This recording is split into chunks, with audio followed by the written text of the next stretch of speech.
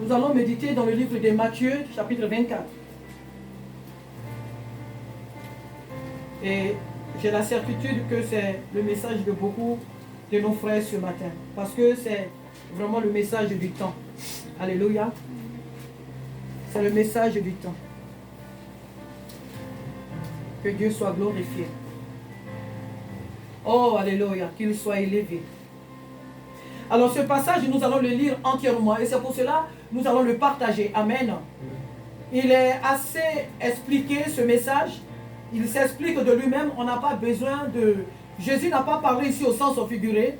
Pour dire que oui, écoute, c'est des choses qu'on ne peut pas comprendre. Il n'a pas parlé ici, on va dire, en parabole.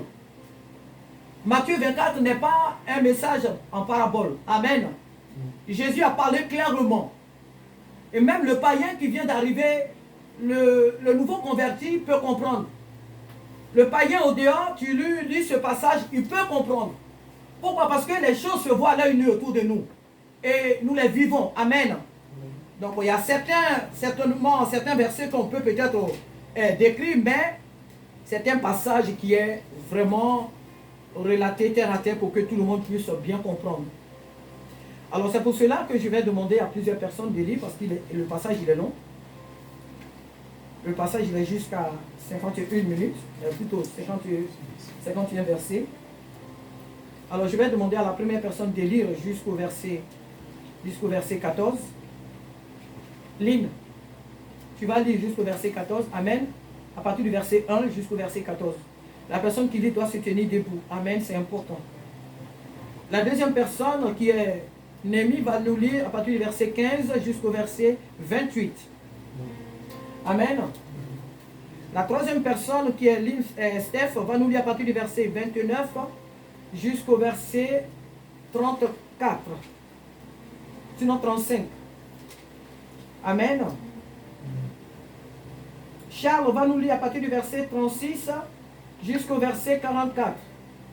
Et Isaac va nous lire de 45 à la fin. Amen. Vous avez bien retenu? Je répète? Ça va?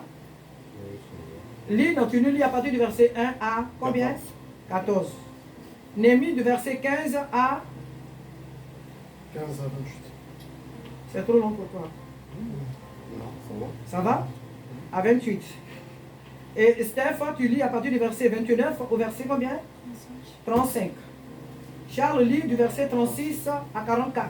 Et Isaac lit les derniers versets. Amen. Oui. Soyons à l'écoute au cas où Dieu parle. Amen. Seigneur, nous te bénissons pour ce moment. Viens Saint-Esprit nous parler. Viens Saint-Esprit nous enseigner. Même si nous voyons ces événements, mais ton objectif est de nous amener à nous apprêter à ta rencontre. Parce que tu reviens. Ton désir est que tous ici, nous nous retrouvions, Père, au ciel avec toi. Voilà pourquoi, Seigneur, tu as écrit ce passage pour nous alerter, pour nous réveiller, pour nous éveiller. Père de gloire, fais-nous du bien ce matin. Nous ne voulons pas lire cette parole comme une poésie, comme une récitation, disant que nous l'avons déjà entendu plusieurs fois. Non, ta parole est ta parole, elle est vivante. Elle est vivante. Qu'elle vive en nous ce matin. Qu'elle nous renouvelle ce matin. Qu'elle nous guérisse ce matin. Qu'elle nous fortifie ce matin. Père, nous comptons sur toi pour découvrir encore ta pensée cachée dans cette parole. Merci Saint-Esprit au nom de Jésus. Amen. Alléluia. Lis la parole du Seigneur. Amen. Destruction de Jérusalem et retour du Fils de l'homme. Amen. Jésus sortit du temple et comme il s'en allait, ses disciples s'approchèrent pour lui en faire remarquer les constructions. Mais il leur dit, vous voyez tout cela? Je vous le dis en vérité, il ne restera pas ici pierre sur pierre, tout sera détruit. Alléluia. Il s'assit sur le mont des Oliviers.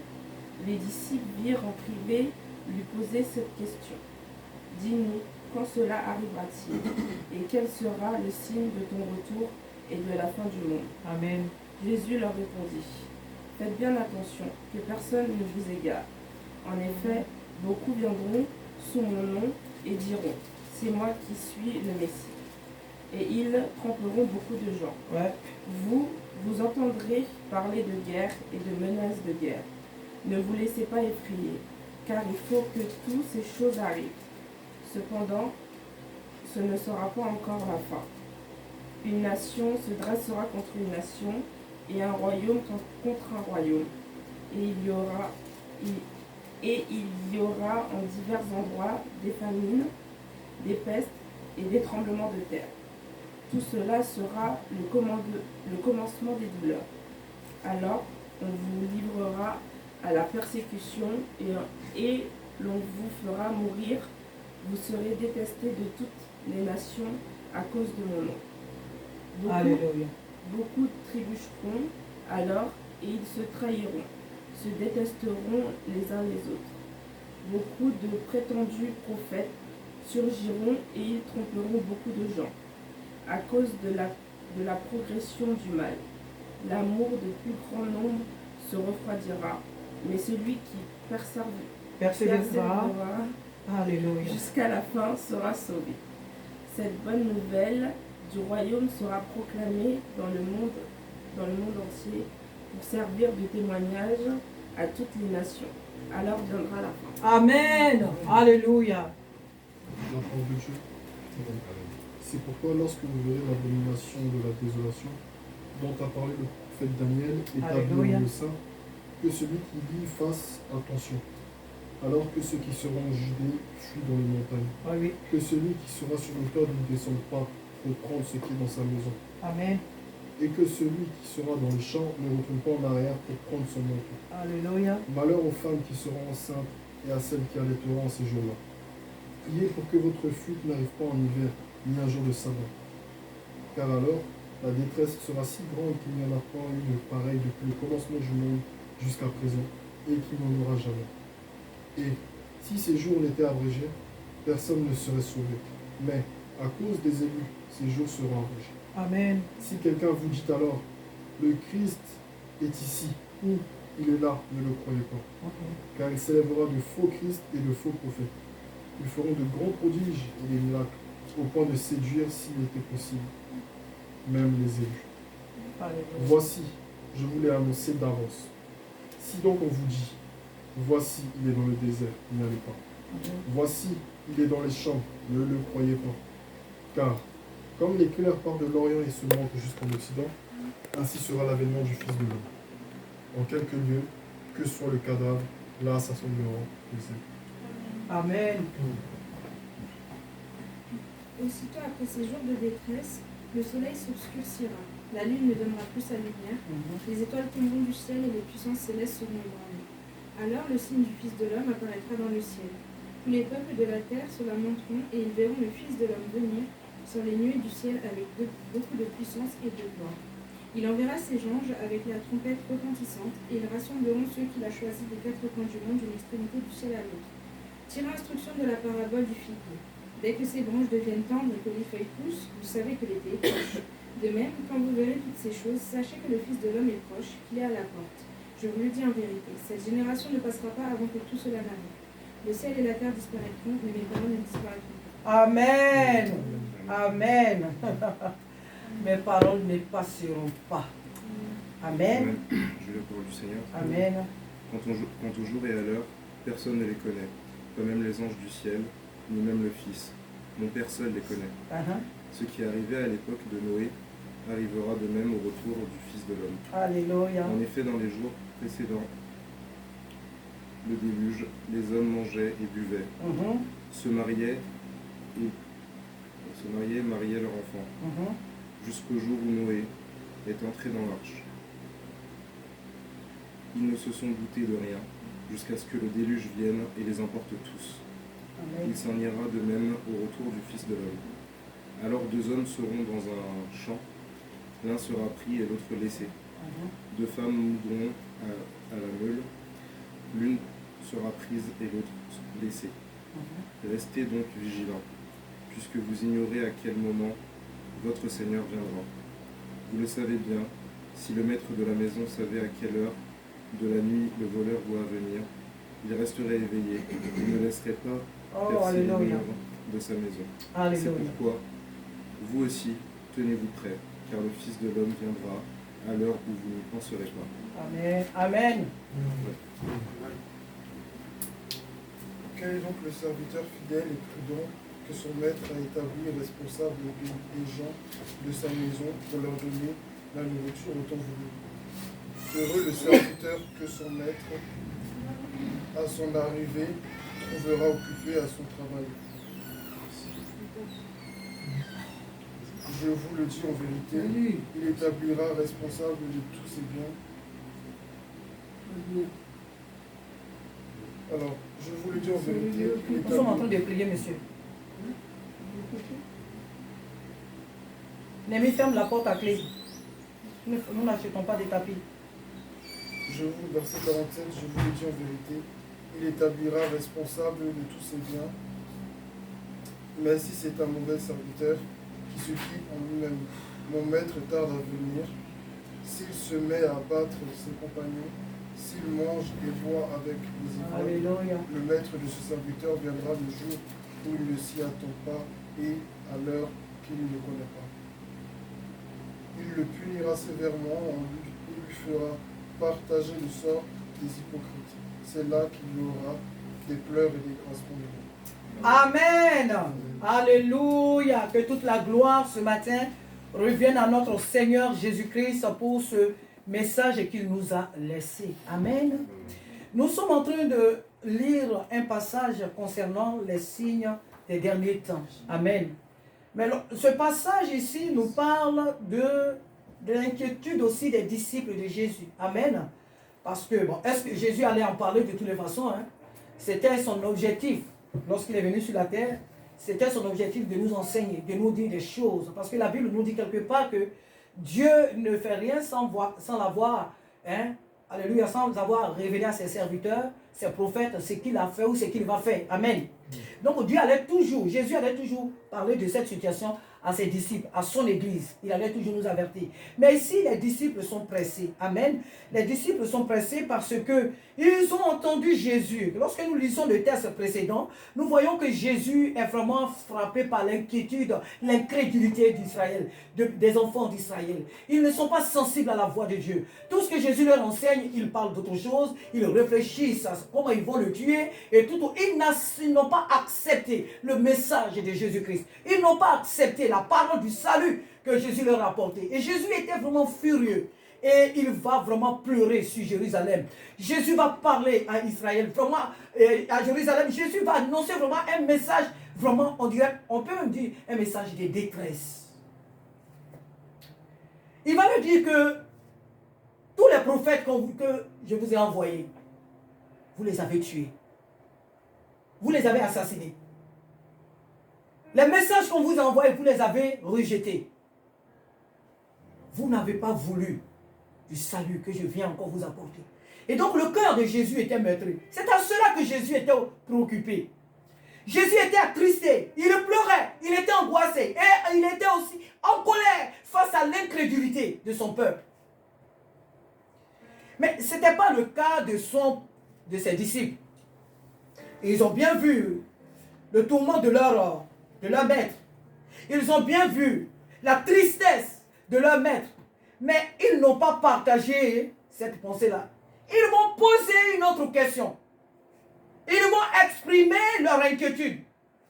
La Bible nous dit que comme Jésus s'en allait au sortir du temple, ses disciples s'approchaient pour lui en faire remarquer les constructions. Alléluia. Ce passage, c'est vrai que c'est un passage qui parle des signes de l'avènement de Jésus, sinon les signes de la fin des temps, qui précèdent la venue de Jésus. Alléluia. Mais on peut aussi en tirer comme terme l'inquiétude des disciples de Jésus. Amen. Donc je peux dire qu'on peut en tirer plusieurs thèmes, hein, mais je vais m'en tenir à ce que le Seigneur m'a mis à cœur. Les signes qui précèdent le retour de Jésus. Alléluia. Les disciples étaient avec Jésus. Et pendant, la Bible dit qu'ils s'en allaient au sortir du temple. Les disciples n'ont pas eu autre chose à faire que de faire remarquer Jésus la construction. Voilà à quoi l'homme est occupé. L'homme est occupé par des choses qui frappent à l'œil. Les choses qui frappent aux yeux, la belle construction, le temple qui a mis, je crois, 46 ans, si je me rappelle bien. C'est ce qui les intéressait. Tout ce que Jésus a dit là, ce n'était pas leur affaire.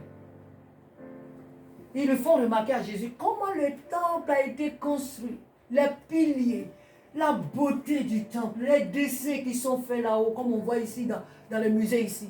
C'est ça qui les impressionnait. Ce que Jésus est venu faire, ce que Jésus faisait sortir de sa bouche, ce que Jésus était en train de dire sur Jérusalem, sur Israël, sur son peuple, ne les frappait pas. Et ce qui les intéressait, c'était la construction.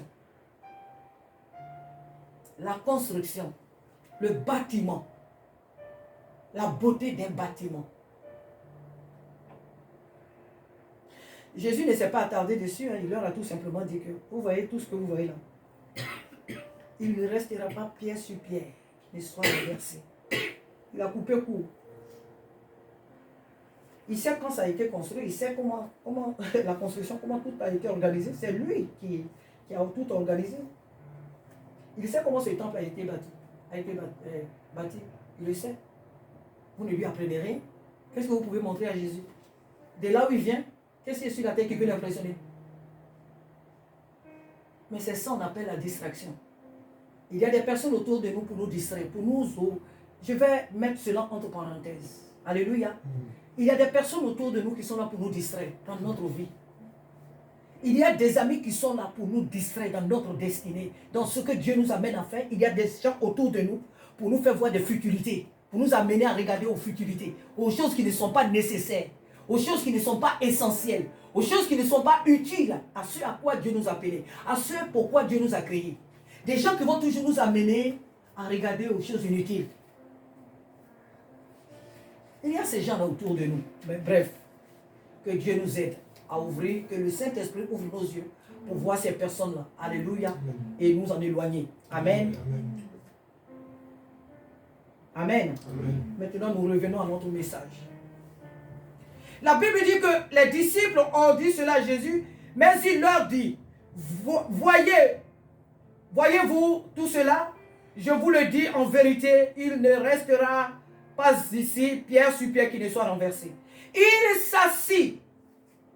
Jésus s'assit sur la montagne des Oliviers et les disciples vinrent en particulier lui poser cette question. Ah, mais ils sont vraiment inspirés. Alléluia. Maintenant, ils vont poser une vraie question. Dis-nous, quand cela arrivera-t-il et quel sera le signe de ton avènement et de la fin du monde? Parce que Jésus leur a dit, ici, il ne restera pas pierre sur pierre qui ne soit renversé. Donc, ils ont compris que Jésus a une autre préoccupation, que Jésus a une autre vision qui n'est pas la leur. Alléluia. Donc, ils poursuivent en un mot, mais quand est-ce que cela va arriver? Puisque tu viens de nous dire qu'il ne restera pas ici pierre sur pierre qui ne soit renversé. Donc, dis-nous quand est-ce que cela va arriver? Et quels seront les signes de ton avènement? Alors, c'est tout ce que nous venons de lire. Le passage il est assez long, je ne vais pas encore tout relire. Jésus leur répondit, prenez garde que personne ne vous séduise. Que personne ne vous séduise. Jésus parle de personnes parce que les démons utilisent des êtres humains. Il y a des personnes qui voient des démons parce qu'ils ont des yeux ouverts spirituellement. Mais les esprits méchants travaillent sinon à travers des êtres humains. Voilà pourquoi Jésus dit que personne ne vous séduise. Car plusieurs viendront sous mon nom, disant, c'est moi qui suis le Christ. Et ils séduiront beaucoup de gens.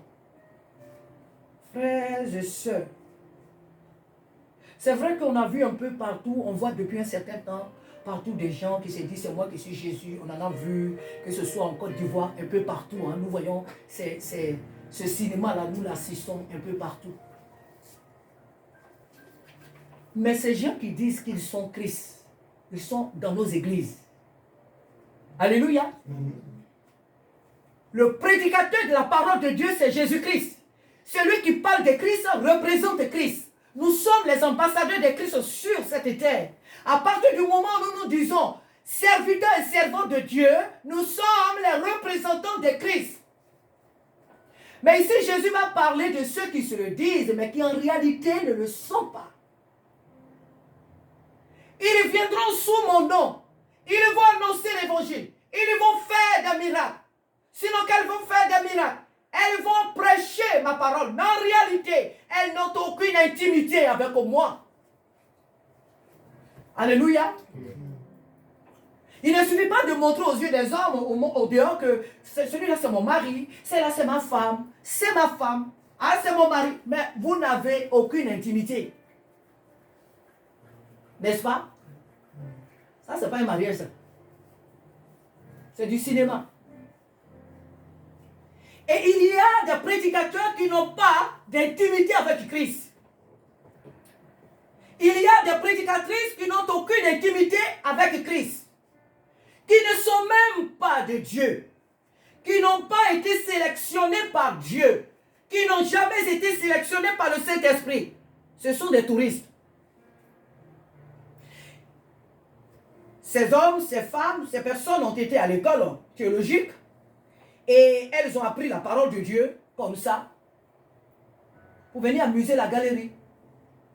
Elles prêchent bien la parole de Dieu. Et elles vont même jusqu'à faire des miracles. Mais elles ne connaissent pas Jésus-Christ. Jésus-Christ ne s'est jamais révélé à elles. Jésus-Christ ne leur a rien dit. Jésus-Christ ne les a pas envoyés. Voici les séducteurs. Ils ne nous séduisent pas, sinon que ces personnes ne nous séduisent pas de par leurs vêtements. Non, elles nous séduisent de par leur prédication, de par leurs œuvres. Elles nous séduisent. Elles se proclament des serviteurs, des servants de Dieu, mais en réalité, non. Elles ne le sont pas. C'est de ces personnes-là que parle Jésus. Il dit, vous entendrez parler de guerre et de bruit de guerre. Pourquoi Jésus pose d'abord ce fondement? Pourquoi Jésus parle d'abord des fausses personnes qui viendront sous son nom? Parce que c'est de là que partout. Sinon que c'est de là que tout part. Alléluia. Si tu n'es pas séduit par quelqu'un qui se dit serviteur ou servant de Dieu, bien, je ne sais pas, tu ne la suivras pas. Si tu n'es pas séduite par je ne sais pas quoi, tu ne suivras pas cette personne. Voilà pourquoi Jésus pose d'abord ce fondement. Plusieurs viendront sous mon nom. Plusieurs viendront pour vous séduire. Il dit, ne vous laissez pas séduire. Et ensuite, maintenant Jésus nous dit, vous entendrez parler des guerres, de bruit des guerres. Et tout cela, j'ai dit tout à l'heure, le texte il est assez long. Nous voyons déjà ces choses autour de nous. Nous voyons, il n'y a pas que... C'est vrai que l'histoire de choses, comment on appelle, la Russie et l'Ukraine est la seule qu'on voit à travers le monde. Mais dans le monde, il y a des guerres. Hein. Il y a des choses qui se passent parmi les nations. Il y a des choses qui se passent parmi les peuples. Il y a des choses qui se passent dans les familles. Il y a beaucoup de choses dont on n'entend pas souvent parler. Mais qui se passent, des atrocités. Il y a des tremblements de terre. Il y a beaucoup de choses qui se passent. En France, ici, il y a eu un tremblement de terre ici. Tout récemment. Il y a des choses qui se passent. Des tsunamis. Il y a beaucoup de choses. Il y a des maladies dont les médecins n'ont même pas encore trouvé les remèdes. Il y a des maladies bizarres. Il y a des personnes qu'on n'ose même pas nous montrer. À la télévision, ni sur les réseaux sociaux. Tellement que ces maladies-là font peur. Ça déforme les corps. Ça fait peur. Et les médecins n'ont pas encore trouvé des maladies. Il y a des phénomènes bizarres. Il y a des femmes qui mettent au monde des enfants qui ont un seul œil au milieu des yeux. Il y a des femmes qui accouchent des enfants, le bas est poisson. Ce n'est pas des rigolades, c'est la vérité. En Inde, il y a des femmes qui accouchent des enfants, ils ont deux faces. Il y a des phénomènes bizarres. Les gens n'en parlent pas de tout ça. Mais les enfants de Dieu ne font pas ce genre d'enfants. Hein. Amen. Sois tranquille. Nous, on a l'Esprit de Dieu. Nous sommes des enfants de Dieu. Ce que Dieu nous donne est parfait. Amen. Voilà. Ils savent là où ils vont chercher ce genre de choses. Ce qui les servent là, c'est ce qui les suit. Alléluia. Nous servons Dieu. Donc n'ayons pas peur. Jésus dit qu'il y aura des tremblements de terre. Il dit, vous entendrez parler de guerre, de bruit de guerre. Gardez-vous d'être troublés. C'est là ma joie ce matin et à jamais. Alléluia. Jésus dit, gardez-vous d'être troublés. Qu'est-ce qui peut faire peur à quelqu'un? C'est la guerre, parce que quand il y a la guerre dans une nation, tu ne peux pas aller au travail, tu ne peux pas faire des courses, tu ne peux rien faire. Jésus nous dit, gardez-vous d'être troublés. Pas que des chrétiens ne peuvent pas mourir aussi dans ces choses. Mais c'est que tu es sauvé. Tu rentres à la maison. Alléluia. Donc ne sois pas troublé parce qu'il y a la guerre. Non, ne soyez pas troublés. Jésus nous met en assurance, Jésus nous met en sécurité. Jésus nous dit de ne pas te troubler. À la vue de toutes ces choses, il dit gardez-vous d'être troublés. Il parle de ces élus que nous sommes. Il dit qu'il faut que ces choses arrivent. Mais ce ne sera pas encore la fin. Une nation s'élèvera contre une nation.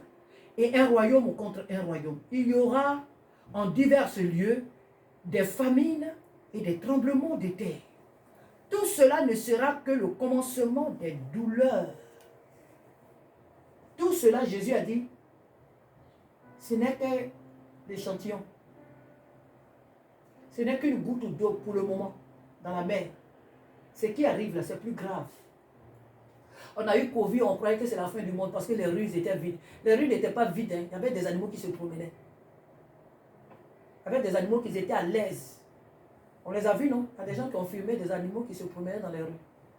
Mais on croit que c'est la chose la plus grave qui est arrivée à l'humanité. Il y a des phénomènes plus bizarres, plus graves qui arrivent. Vous savez, ils ont fait un film. Ils ont fait un film où... j'ai regardé ce film un peu. Les gens tombaient dans les rues comme ça, le sang coule, ils tombent. Le sang coule et puis ils tombent. Encore un Covid, on a le temps de te transférer à l'hôpital et puis peut-être là-bas tu meurs. Certains sont morts, bon, pas, beaucoup sont morts aussi, sont morts chez elles, ces personnes, mais des gens, il suffit que tu sois en contact avec cette personne-là, le sang coule et puis tu meurs, tu tombes et puis tu meurs. Il y a des choses qui arrivent. Mais gloire soit rendue à Jésus-Christ parce que nous, ses enfants, nous demeurons sous son abri. Nous reposons sous son abri. Alléluia. Nous n'avons rien à craindre. Jésus dit, tout cela ne sera que le début, sinon le commencement. Tout cela ne sera que le commencement des douleurs. Alors on vous livrera au tourment. Les gens vont commencer à nous mépriser. Déjà, ils nous méprisent. Hein. Ils vont nous livrer. Les gens vont tuer des chrétiens. Les gens vont surgir dans des assemblées qu'on appelle l'église et ils vont assassiner des gens.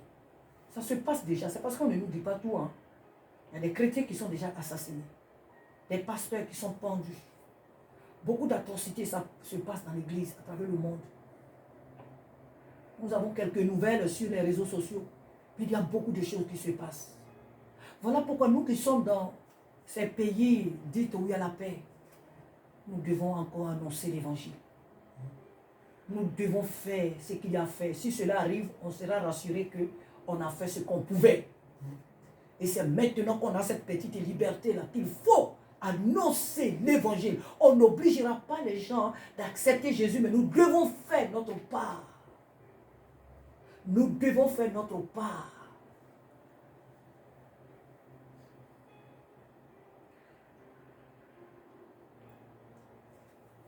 Jésus dit, vous serez haïs de toutes les nations à cause de mon nom. Ce n'est pas à cause de ton travail que tu seras haï. Hein. Ce n'est pas à cause de ton poste au travail, parce qu'on t'a donné, je ne sais pas comment on appelle ça, une promotion, merci mon frère. Ce n'est pas à cause de ta promotion que les gens vont te mépriser. Hein. Souvent, quand dans nos services professionnels, on a des personnes qui nous méprisent, on croit que c'est à cause de ce que nous sommes. Parce que tu t'habilles, parce que tu as une belle voiture. Parce que non, C'est tout simplement parce que tu as Jésus. C'est parce que ces personnes voient au travers de toi une vie qu'elles n'ont pas. Elles viennent tous les jours crispées, angoissées. Toi, tu viens toujours heureuse dans ton travail. Malgré les circonstances, tu illumines toujours de la gloire de Dieu qu'ils ne connaissent pas, sinon qu'elles ne connaissent pas. Voilà leur jalousie. Quand quelqu'un ne peut pas avoir ce que tu as, elle te méprise. Au lieu de chercher à savoir comment tu as fait pour avoir ce que tu as, non, elles vont te mépriser, sinon qu'elles te méprisent. C'est tout. C'est parce que nous avons Christ. Jésus nous dit, nous qui avons dit, oui, c'est parce que j'ai eu mon code, c'est parce que j'ai eu le permis, c'est parce que j'ai acheté un terrain, j'ai construit. Non, c'est parce que dans mon pays, j'ai construit que les gens me méprisent. Quand tu es un enfant de Dieu, tu dois comprendre que les gens ne t'aiment pas parce que tu es un enfant de Dieu. Ce n'est pas pour ce que tu as. Qu'est-ce que tu as que le monde n'a pas? Qu'est-ce que toi tu as que le monde là n'a pas? Ce que tu as que le monde n'a pas, c'est Christ. Donc c'est à cause de ce Christ-là qu'il te méprise, c'est tout. Jésus dit qu'ils vont nous haïr, ils vont nous tuer, ils vont nous rejeter à cause de son nom. Alors plusieurs succomberont. Écoutez, je ne vais pas terminer ce message. Il est assez long, je vais m'arrêter là ce matin. L'esprit est soumis au prophète. Alléluia. Je vais m'arrêter au verset 11. Jésus dit, alors aussi plusieurs succomberont et ils se trahiront, ils se haïront les uns les autres. Plusieurs faux prophètes se lèveront et ils séduiront beaucoup de gens. Et parce que l'iniquité se sera accrue, l'amour du plus grand nombre se refroidira. Mais celui qui persévérera jusqu'à la fin sera sauvé. Cette bonne nouvelle sera prêchée dans le monde entier pour servir de témoignage à toutes les nations. Alors viendra la fin. On va s'arrêter là. Alléluia. Ce matin, la question que nous pose le Saint-Esprit. Vas-tu laisser la flamme que Dieu a déposée en toi s'éteindre à cause du mépris des hommes, à cause de la haine des hommes, à cause de ces choses passagères de ce monde? La flamme, l'amour que Dieu a mis en toi, vas-tu les laisser s'éteindre à cause des choses périssables? Mon frère, ma soeur, c'est la question que Dieu nous pose ce matin. Vous savez que Dieu, c'est lui qui a créé le monde. Et voilà pourquoi Jésus donne l'exemple sur la situation de Noé. Il dit, il en sera de même comme au temps de Noé. Au temps de Noé, comme le frère l'a lu tout à l'heure ici, les gens se mariaient leurs enfants. Ce n'est pas aujourd'hui que le monde a commencé à pécher. Ce n'est pas aujourd'hui qu'il y a des homosexuels. Ce n'est pas aujourd'hui que les êtres humains couchent avec des animaux. Ce n'est pas aujourd'hui que le péché que nous voyons existe. Il a bien existé depuis des siècles. Et voilà pourquoi Dieu a fait périr l'humanité au temps de Noé. Et Jésus nous dit que ces mêmes choses se passeront. Et nous les vivons déjà. Nous les voyons. Nous les voyons. Vous savez qu'il y a des choses horribles qui se passent. Mais gloire soit rendue à l'Éternel de ce que ces choses-là, nous ne les voyons pas souvent. Alléluia. On a nos portables, on n'est pas obligé de regarder tout sur les portables. On a les télévisions, mais on n'est pas obligé de regarder tout sur les télévisions. Nous devons nous préserver, préserver notre intimité avec Christ, préserver notre vie de sanctification. Jésus dit, l'amour d'un plus grand nombre se refroidira. Comment il va refroidir cet amour? L'amour va refroidir. On verra même dans nos assemblées des chrétiens bien zélés. Hein? Mais ils ne sont plus des chrétiens. Ils ne sont plus des chrétiens. Celui qui n'est pas chrétien, vous savez, c'est quelqu'un qui vient à l'église, quand il rentre chez lui, la Bible est fermée, du lundi au dimanche. Il n'ouvre jamais la Bible. Alors que cette Bible-là, c'est le visage de Dieu, c'est la voix de Dieu. Comment tu fais pour ne jamais lire la Bible chez toi? Comment tu respires? Comment tu vis? Chrétien, comment tu vis? Tu ne médites jamais la Bible. Tu as tout le temps de méditer la parole de Dieu, mais jamais dans la semaine. Ni le matin, ni à midi, ni, je ne sais pas, ni la nuit. La Bible, jamais. Elle est tout le temps fermée. C'est quand tu dois partir à l'église que tu fais. Tu enlèves la poussière dessus, puis tu viens à l'église. Aucun cantique ne sort jamais de ta bouche dans la semaine. Pour parler même de la prière, alors là, non. Hein. Ce qu'on appelle jeûne, là. Pour toi, c'est une fable. Tu ne connais pas ça. Le jeûne, non, tu ne jeûnes jamais. Mais tu vas jeûner pourquoi? Quel est le sujet pour lequel tu vas jeûner? Mais le chrétien a tellement de sujets pour lesquels il doit jeûner. Il n'y a pas que ta vie, il y a la vie des autres, il y a la vie de tes parents, il y a la vie de ta famille élargie, il y a la vie de tes voisins, il y a la vie de la nation au milieu de laquelle tu vis, il y a le monde, il y a des malades, il y a des gens qui sont sur le point de se suicider. Il y a des gens qui sont sur le point de mourir là. Il y a des gens qu'on doit opérer et certaines personnes ont dit il ne quittera pas, nous venons prendre son âme. Mais cette personne ne connaît pas Christ, mais toi ta prière peut la sauver. Tu ne la connais pas, peut-être elle vit là-bas au fond de l'Afrique, en Asie quelque part. Mais à force de... C'est pourquoi il est important d'être baptisé du Saint-Esprit.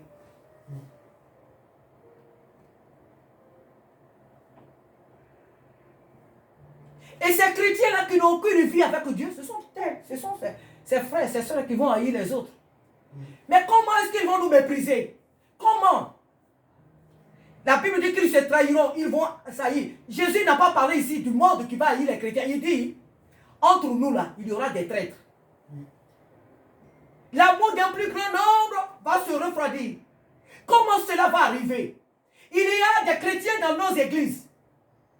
Il faut prophétiser 2 ou 3 fois. Il y a des gens qui sont là, celui-là pour qui il se prend. Mais celle-là pour qui elle se prend. C'est toujours elle qui prophétise, c'est toujours lui qui prophétise. Il n'y a qu'à elle que Dieu parle, il n'y a qu'à lui que Dieu parle. Tout ce que l'Esprit de Dieu te met à cœur de faire, il y a des gens là qui vont combattre ça. Ce ne sont pas les païens, ce sont des frères, des sœurs dans l'église qui vont te combattre. Quand tu prêches, au lieu d'écouter ce que Dieu est en train de leur dire, ils vont croire que c'est parce que tu connais leur vie que tu viens les prêcher sur la chair. Ils vont commencer à te mépriser à cause de tes prédications. Oubliant que c'est l'Esprit de Dieu qui parle au travers de toi. Mais moi, Sarah, je rends gloire à Dieu de ce que Dieu met la main sur mon péché. Ça va me permettre de savoir que, ah, donc ce que je fais là, c'est mauvais. Et cela va m'amener à me repentir. Mais quand on murmure déjà contre les prédications, c'est qu'on a un problème. C'est qu'on a un problème. La jalousie, même dans l'accoutrement. Si tu t'habilles toujours bien, que tu n'as pas porté la robe du dimanche dernier, tu n'as pas porté la même chaussure, il y a des personnes dans l'église qui vont commencer à te bouder. Mais celle-là, elle croit que l'église, c'est une salle de mode ou quoi. Alors que toi, tu t'habilles parce que tu te dis que je suis le fils du roi. Dieu m'a donné les moyens, je dois m'habiller. Je m'habille tout simplement pour la gloire de mon Dieu. Je dois m'habiller convenablement. Je dois m'habiller de manière, je ne sais pas, bien pour venir à l'église. Mais les personnes qui sont là autour de toi pensent que tu fais défiler de mode pour les impressionner. Elles vont commencer à te mépriser. Elles vont te mépriser, pourquoi? Parce que tu ne t'habilles pas comme elles. Tu ne portes pas le mini-jupe. Ta robe arrive toujours à tes orteils. Tu es toujours bien coiffée. Tu es toujours simple, belle, rayonnante. Tu es toujours vêtue, mais de manière sobre. Et ils vont, sinon qu'elles vont te mépriser. Pourquoi? Pourquoi tu ne mets pas des cils qui arrivent jusqu'au ciel comme elles? Pourquoi tu ne mets pas de faux ongles qui arrivent jusqu'au nord comme elles? Pourquoi est-ce que tu ne mets pas des cheveux de plusieurs couleurs comme elles? Tu n'es pas la mode. Tu n'es pas une chrétienne, tu es démodée. Ce temps-là est passé. Tes robes-là se ressemblent aux robes des années 30. Tu n'es pas une chrétienne, tu es un chrétien à la page. Voici des futilités qui vont amener les chrétiens à haïr leurs frères. Tu as le don, les dons de l'esprit. À cause des dons que Dieu t'a donnés, ils vont commencer à te mépriser. C'est ça, la haine. Les trahisons dans l'église. Ce pasteur-là, pour qui il se prend?